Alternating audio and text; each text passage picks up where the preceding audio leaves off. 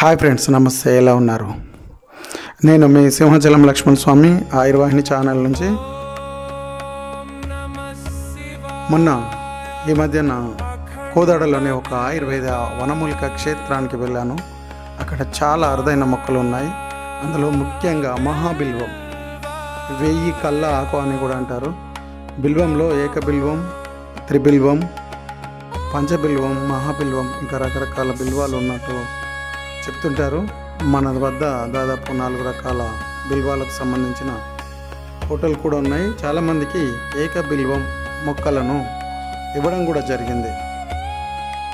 అయితే మహాబిల్వం అత్యంత పవిత్రమైన, శివ ప్రీతికరమైన, దైవ ఈశ్వర ప్రీతికరమైన మొక్కగా ప్రసిద్ధి చెందింది.